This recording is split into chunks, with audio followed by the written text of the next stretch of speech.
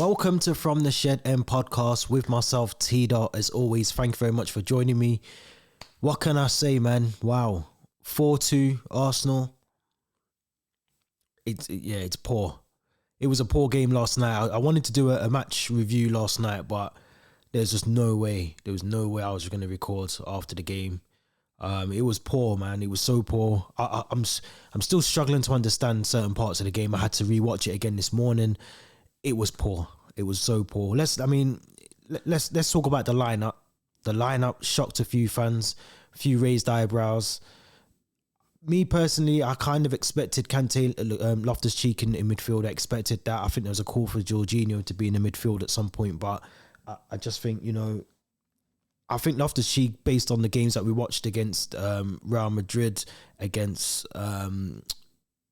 Crystal Palace in the semi-final as well, he almost warranted a start based on form. So I understood why he would be in the team.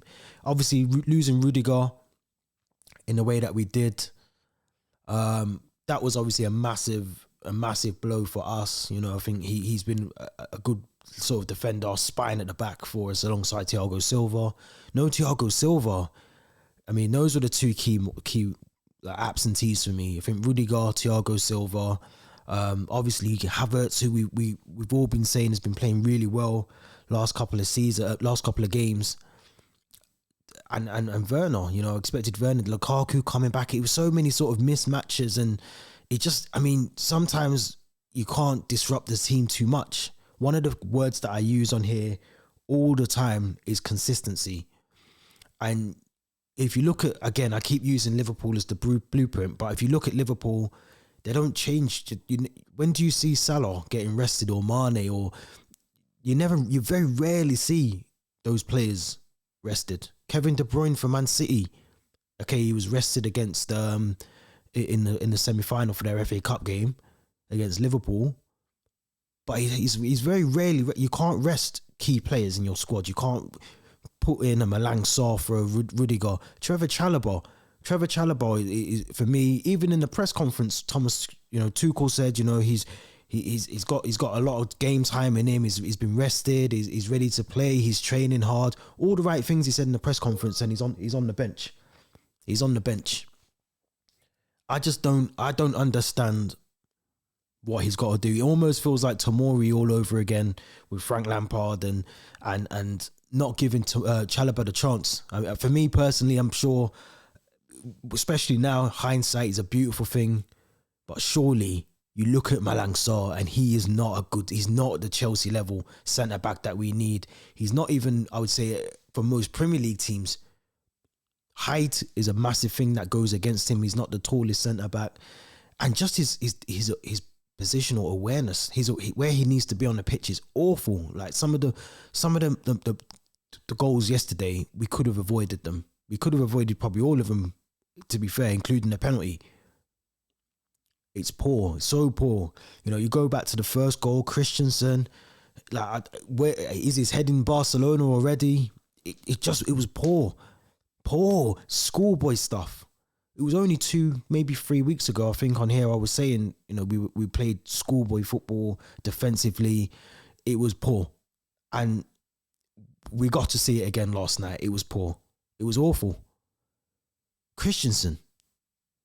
It was only a couple of months ago we were talking about wanting Christensen to stay. We hope he stays. He's been part of the youth setup. He's come through the ranks. He's been in and out the team. We want him to stay.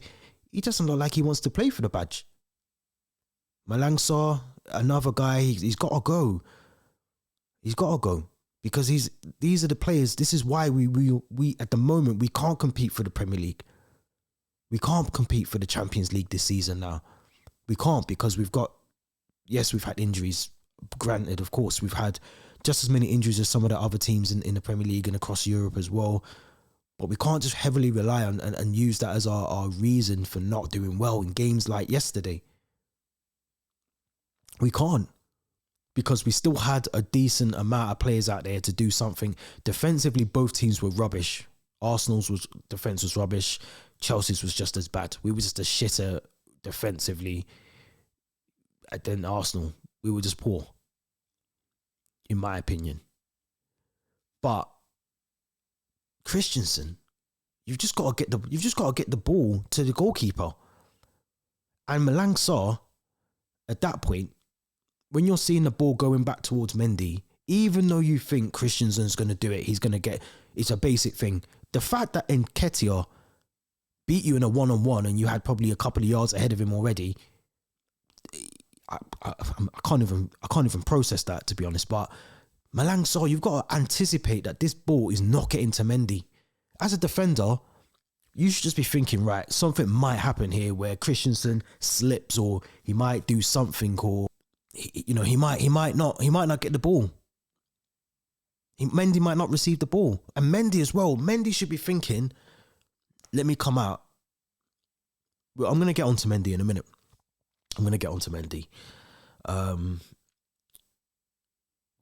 Yeah, Malang Sarr, another one. Azpilicueta. Look, as much as I love Azpilicueta, and I don't want to just spend the next couple of minutes bashing the Chelsea players, but when we lose the way we did last night, I think it's deserving.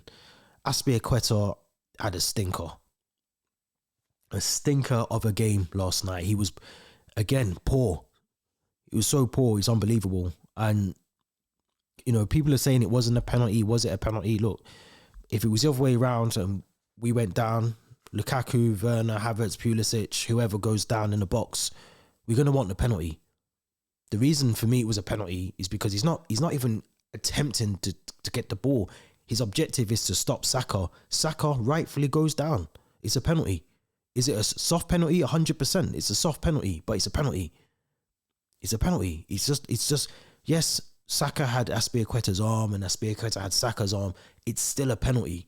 It doesn't matter about the fact that, he went down really easy. Well, that's just part of the game.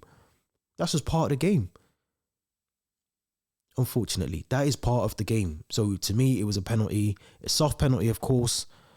But nonetheless, we still were poor throughout the game. 2 shots on target, 2 goals. I mean, that tells you everything you need to know. 2 shots on goal,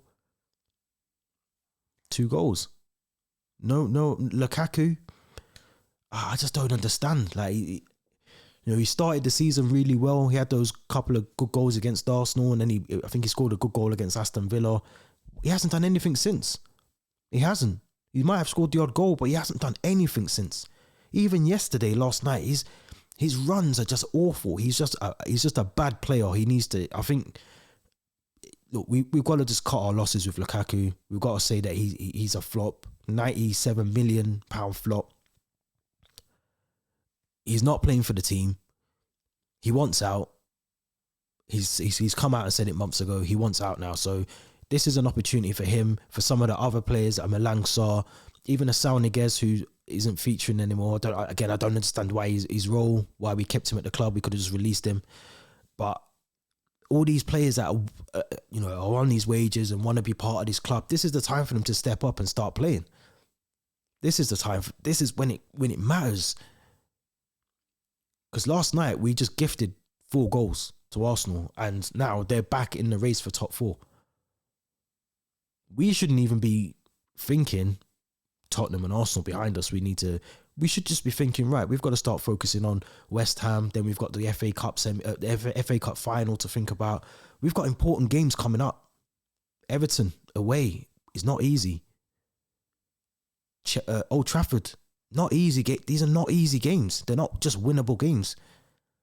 And we're gifting teams like Arsenal 3 points. It's poor. One thing I do want to pick up on is Timo Werner, who, for me, had a really good game. I thought him and Mason Mount were probably the only 2 really that were trying in the game yesterday. I thought they'd done really well. Werner for his goal, yes, he was a bit lucky. He got a nice deflection. But, I mean, again, another player that we was criticising weeks ago. He's took the criticism, he's took it on board. He seems to be knuckling down, trying to work for the team. That goal, that shot that he took and scored from yesterday, he probably would have missed that. He wouldn't have attempted the shot a few weeks ago. So for him, you can tell that his confidence is getting there. It's getting there, but it was just not enough. you guys saw my predicted lineup that I would have went with. I would not have changed that front three. You know, people will say, you know, Havertz needs a rest after 4 games, but these games are crucial, and this is what they get paid to do. It's not like Havertz is coming back from an injury, or he's been sidelined with a knock or something. He's fine. He's fit. He can play. Sometimes I think, and I'm not just saying Tuchel, but sometimes I think managers, they over complicate certain situations. And I think for me, last night was one of those moments where Tuchel just tweaked a bit too much with the squad. Yes, forced changes with Rudiger, Kovacic obviously not being in the team through injury. But you've still got a Thiago Silva that you had to bring on at half time because of Christensen's poor display. Hakim Ziyech again came in, wasn't really effective. You know, hooking off Lukaku for it just play the squad that we needed to play, because I think when we go 1-0 down, we're already chasing a game that we already know is going to be difficult. There's hardly any people in the stadium. All these things that it just wasn't good enough. But I am going to do player ratings, because I feel like we need to. Obviously, we need to start with the man himself, Mendy. Now, I personally think Mendy could have done a lot better for all of those goals. Bar the penalty, because it's a lottery. It's 50-50. But just the way he goes, he almost dives in slow motion. He dives for the ball in slow motion. I just don't get it.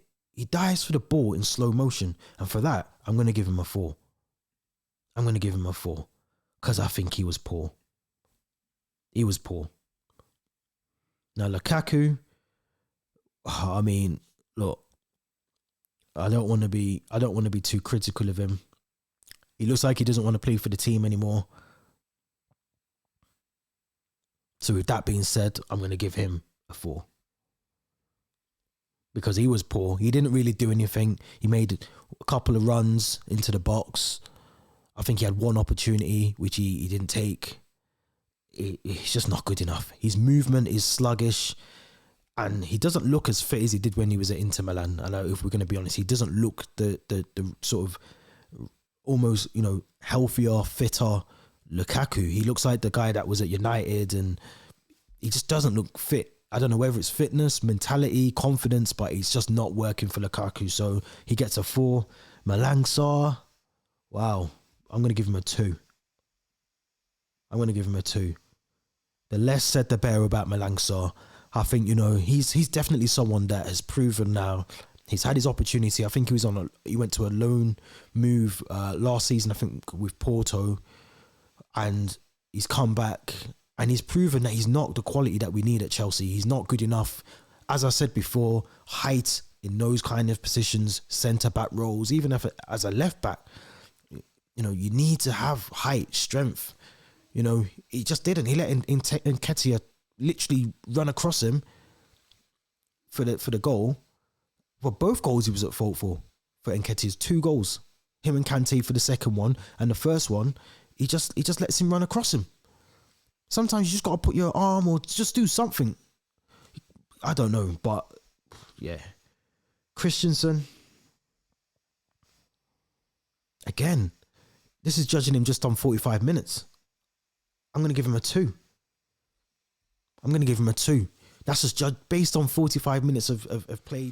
Not even just for the goal that he gave away. Just his performance overall is poor, you know. And I can imagine Thomas Tuchel didn't really want to use Thiago Silva for the reason that he didn't start him. He obviously wanted to keep him fresh for West Ham at the weekend. So to put in that sort of performance, you know, your managers put the trust in you to go out there and do a job, and to get hooked off at 45 minutes, it's embarrassing. And you know that Thomas Tuchel doesn't like to take, you know, he doesn't like to take his players off at half time. I can't remember the last time he did that, actually, to be fair. But yeah, we need to move on. But he needs to go as well. He's obviously got his mind in Barcelona. Let him go. He's done his thing. He's been a good servant for the club, but he's got to go. He's got to go. Take Malang Sarr with you. Take Lukaku as well somewhere. But this one's going to pay me. It's going to pay me to say this. But Azpilicueta yesterday, I'm gonna have to give him a 3. I'm gonna give him a 3. You know, I think it's a shame for Aspilicueta because he's definitely obviously a top performer, or has been a top performer for the club. He's done, you know, as much as he can. You know, he's won practically everything now with the club. But he's looking his age. He's playing at his age now, and it's a massive ask from him. You know, to play right wing back. You know, I've played at that position before, and it is just constant running. You're constantly running forward, backwards, forward and back. That's all you're doing for 90 minutes, and it's very intensive. You know, and if you're doing that week in, week out, yes, when you get to a certain age, you are gonna, you know, your knees, your legs are gonna be shot to bits, and you can't do that week in, week out at the age that he is, the amount of games that he's playing as well. So I get that. But even when Tuchel swapped him and Reece James over, Arsenal made a couple of changes. So, you know, like for like, Tuchel done the same. Swapped Reece James with Aspilicueta, and it just didn't work for him. It just didn't work. He just looked like a deer in headlights. So, and of course, you know, giving away the penalty, which, if you know, whoever wants to say it wasn't, then that's fine. But, you know, for me, it was a penalty, a soft penalty. And, you know, you can see the frustration in Aspilicueta at the end. You know, he goes over and you know, rightfully so as well, because I think, you know, sometimes we forget that footballers are human. So, you know, if we're going to hurl abuse and shout abuse at footballers, you have to expect the footballers to come up over to you and give you the same response, the same shit that you're giving to the footballers. They're going to give it you back sometimes. And, you know, Aspilicueta was well within his rights, in my opinion, to do that. You know, frustration, obviously, because he probably felt like he didn't have the best game himself. But look, for me, I want to see Aspilicueta go out on a high. You know, I'd love to see him maybe out. I mean, we've got another year out of him now, but I'd love to see him go elsewhere, maybe, or have another role, an ambassador kind of role in the next couple of years at Chelsea. But I just think he can't be a regular starter in this team going forward. He can't. He's been a very good servant, very good player. I'd hate to see him leave the club under any sort of circumstances, but we have to start thinking forward. We have to start bringing in some fresh players. You know, obviously we have Reece James that can play there as well, but, you know, Aspilicueta should be an option off the bench. But to start him in a game like we did last night, it showed where he is in his career, for me, in my opinion. But Reece James, again, you know, I give him a 5. I think I give him a 5. I think he played okay. I wouldn't say that he done anything amazing for me. I think it worked a lot better when he was playing right wing back. I think we were getting a bit more action in the box. We were trying to get the ball back into Arsenal's half as well a bit more, but it was too little too late, you know, and it just didn't. That switch maybe should have happened at the start of the game. You know, I think we should have had Reece James on that right wing back position at the very start of the game, and we probably would have seen a different outcome. But it just left too much again for us to do, you know, in the game to have to do that. You know, and the time that the switch happened was just strange for me. But we'll give Reece James a 5. Mason Mount, I think. Again, I said him and Werner would probably argue the two players that actually wanted to try and do something in the game. Lucky for me, in a way, to stay on the pitch. I think there was 2 occasions, one in the first, one in the second, where he kind of did leave a bit on a couple of the Arsenal players, rightfully so. But, you know, I thought he was lucky to stay on. But I do think he had a good game. You know, I think he's trying to do as much as he can. But at times as well, Mason Mount, you know, who plays in that role that he did last night, he's only as good as when he's got the right midfielders, and maybe that's where Jorginho comes into it. And Loftus-Cheek was trying to do that job, but there was just too much of this sort of tactical passing in that midfield. There wasn't anything really going forward yesterday, and it was almost pass side to side, back to the goalkeeper, back to Malang Sarr. There wasn't any real penetration or objective to get the ball forward. And I think throughout the game, you could see that frustration coming with Mason Mount as well. So, you know, for me, he gets a 7. N'Golo Kante, this is harsh, but he's got to get a 4. He's got to get a 4.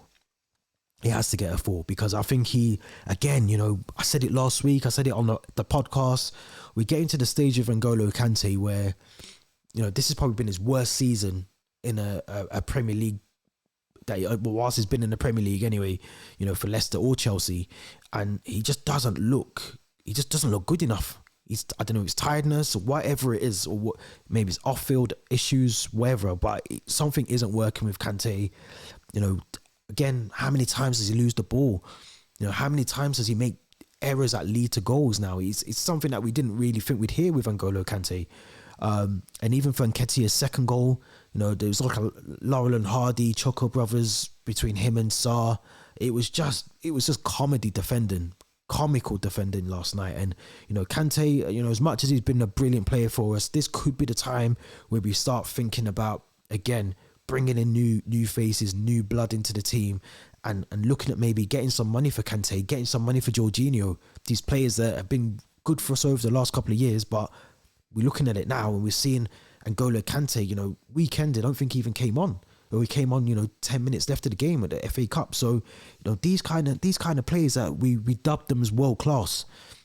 Yes, they might have a little dip, but this is more than a dip now. This is more like what's happening to N'Golo Kante. So, you know, he gets the 4 for me. Marcos Alonso, I don't know.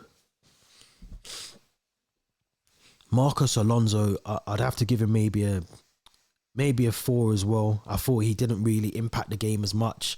I think he might have got one of the assists for the Azpilicueta goal, which was a very good goal, to be fair. I'm still going to give him a 3, Azpilicueta. I think he still deserves his 3. He scored, but Alonso, I think, yeah, maybe a 4.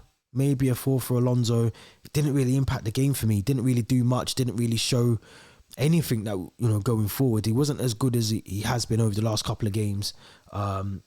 Maybe this was one game too many for him. But again, these guys are paid to play football. And like I said, a lot of other teams, you know, Robertson, Trent, they don't really miss games. You know, Cancelo doesn't really miss games. They don't miss games. So Alonso, yes, he's played a lot of football because of the injury to Ben Chilwell, but look, we should have won the game yesterday, is what I'm saying.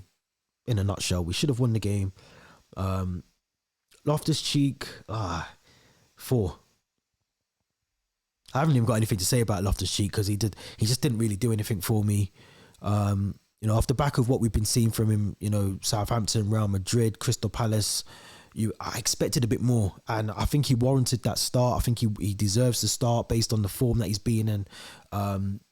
But it just didn't work with him and Kante in midfield. It just didn't work, didn't click. There was no link-up play with Mason Mount, the other two up front, Werner and Lukaku. But it just didn't work. It just didn't work, and it was painful to see. It'll be interesting to see what Thomas Tuchel does on the weekend against West Ham, whether Loftus-Cheek is in the team. You know, obviously we know Kovacic is out for 2 weeks, so it kind of leaves a gap in that midfield there as well. And you do need some energy, and I think Loftus-Cheek can do that. We know he can. We know that he's got the quality. Thomas Tuchel's a massive fan favourite of him as well. You know, he's a big believer in him. So I think you know, I think stick him in the team for Sunday, but I think we need a better performance from Loftus-Cheek, in my opinion. Timo got my man of the match as well. From a Chelsea perspective, I think, you know, Timo was, again, someone that we've been all bashing and saying that isn't good enough for the club, isn't good enough for the team. To see him put in a good performance again, to get a goal, the runs he makes as well. I mean, you know, the runs he makes is, you know, Loftus-Cheek did make a brilliant run, I think, for Werner's goal. He creates that space and takes some of the defence out the equation for Werner when he tries to score. But for me, you know, Werner was definitely the one that was, again, with Mason Mount, that was trying. He looked up for the game, made some brilliant, you know, chances. I think there was a chance where Lukaku could have squared it to Werner. I think at the time it was 2-1 to Arsenal as well. So, you know, those kind of things matter, and he's doing everything right now. This is everything we wanted from Werner at the start of the season. And he's doing it at the end, which hopefully he can take into the pre-season, he can take into the next season, and he can build from there. Obviously, interesting who and if we bring anyone in to support him, to help him. Obviously, we can offload Lukaku as well. But for me, Werner, man of the match performance in terms of a Chelsea perspective. But I mean, looking at the numbers here, I mean, it's not saying much, but I gave him a 7. I think he deserves a 7. I can't find Lukaku. It's probably a good thing I can't. Oh, I've done Lukaku already, so that would have been my my player ratings. I'm still in shock, as you can tell. I'm not very talkative, but yeah, I would not have started Lukaku in the game against Arsenal. I understand he had a really good game at the Emirates. He done well. He was in form then. He was up. He just signed for the club. You know, he looked like he was going to do brilliant stuff. But this is a second flop for Lukaku, if we're going to be honest, as a Chelsea player. It hasn't worked out. It won't work out by the looks of it as well. I would not have started Malang Sarr. I just wouldn't have started Malang Sarr in a team where we need 3 points.